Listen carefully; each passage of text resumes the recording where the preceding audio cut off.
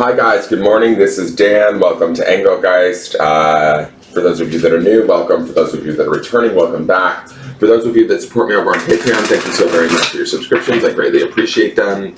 This is the daily forecast for all signs for Thursday, the 28th of October. It is not solely set for that date. It's also to be used whenever you see it.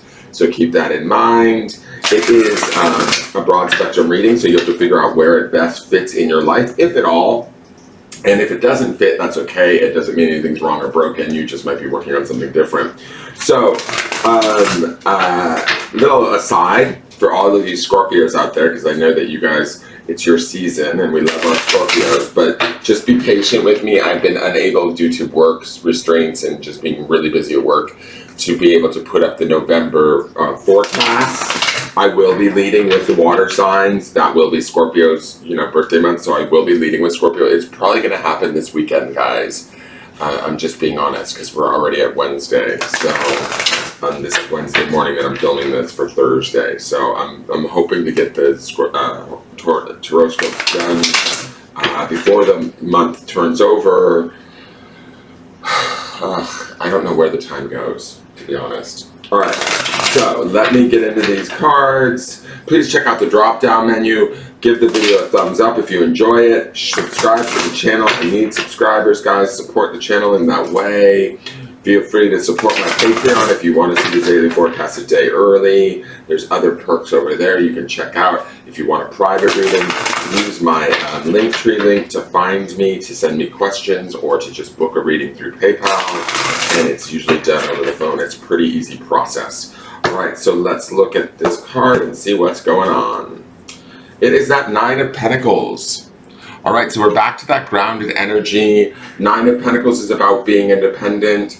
I sort of feel like with this particular Nine of Pentacles, it's all about our mind is on our money and our money's on our mind. I can't think of what song that is, but it makes me think of that. We have this bear and he's resting.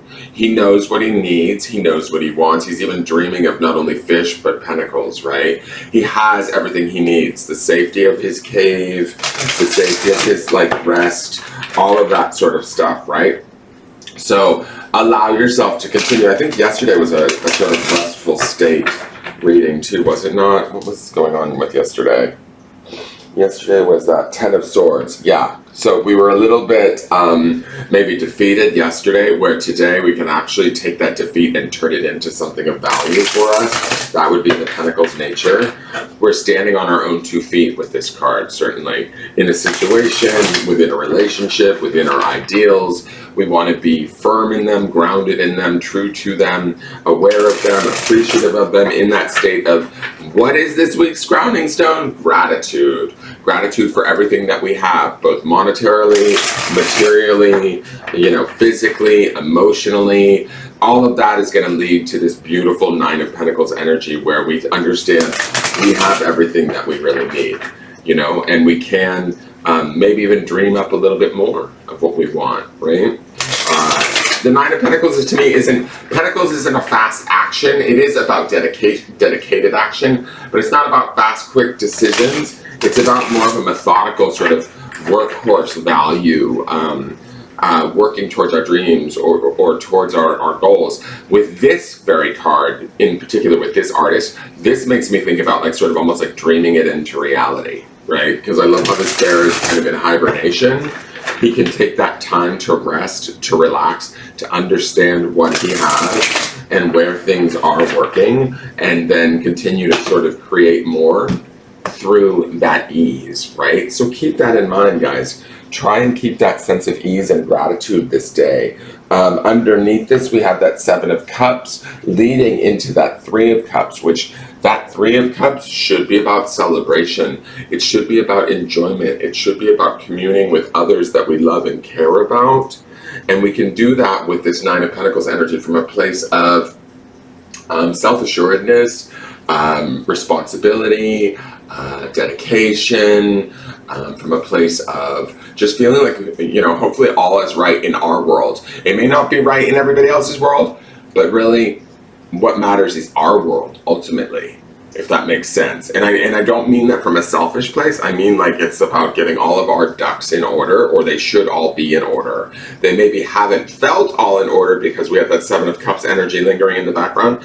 Emotionally, we might have felt a little bit torn, but I feel like this is the taper down of that, the grounding of that, and then moving us into the enjoyment of that Three of Cups. So do be grateful for what you have, and do like sort of want for more. You know, there's nothing wrong for wanting or desiring a little bit more in our lives, and we can create it through almost, I get this real passiveness with this Nine of Pentacles, in the sense that like he's almost, you know, just resting and understanding what he has is enough, and what more he needs will come, you know. So like that might be the mindset we want to keep today.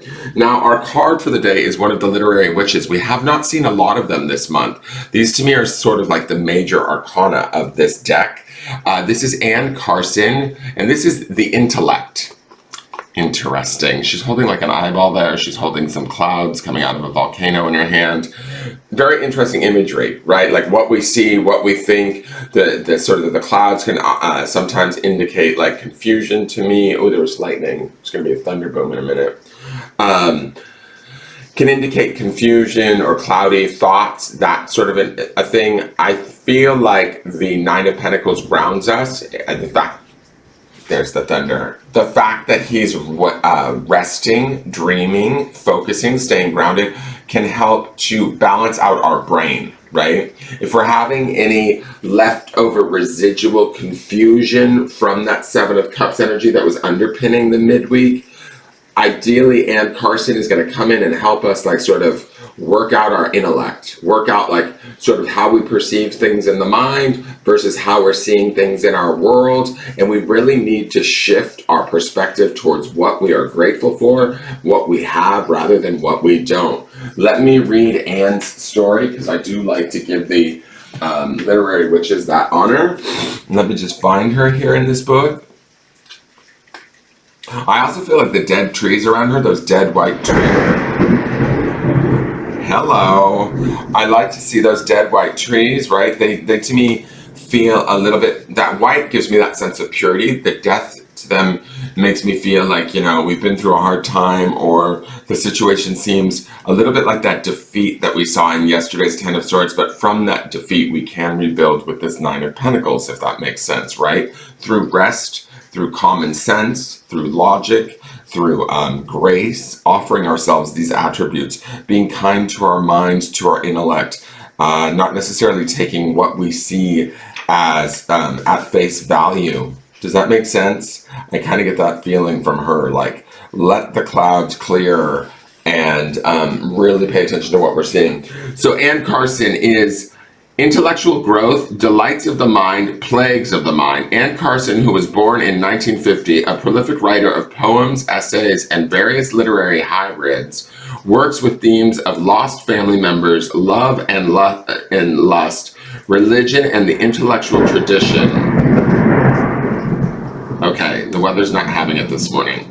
The combination of this MacArthur Fellowship recipient's intent, austerity, startling insights, and relentless questioning is as awe-inspiring and explosive as the volcanoes she has been known to paint. Carson is also a scholar of ancient Greek and Latin texts and a champion of fellow witches, having translated Sappho and written about Emily Bronte and Virginia Woolf. So she is the Grand Supreme, guys. Be your Grand Supreme today and work it out. All right, let's go to the grounding stone. I'm going to shut this off before I lose my internet. And your grounding stone, this is what you want to ground in today, is your wisdom, which would be part of the intellect. Things we've learned through the defeat of the Ten of Swords, things we've learned through the confusion of the Seven of Cups, things we've learned through our gratitude this week. Utilizing our intellect to our advantage, guys, to help us to stay on target, to stay aware. Does that make sense? This feels very self-sufficient for us today, like as far as taking care of ourselves, being independent, being smart about what we do, and not buying into anybody's bullshit. I feel like Anna's just not having it. She's like, keep your volcanoes, your dead trees, and your weirdness away from me. I'm going to see my way through this. That is your forecast. Please give it a thumbs up, share it out, leave a question or comment. I'll see you guys tomorrow, and have a wonderful day. Take care. Bye-bye.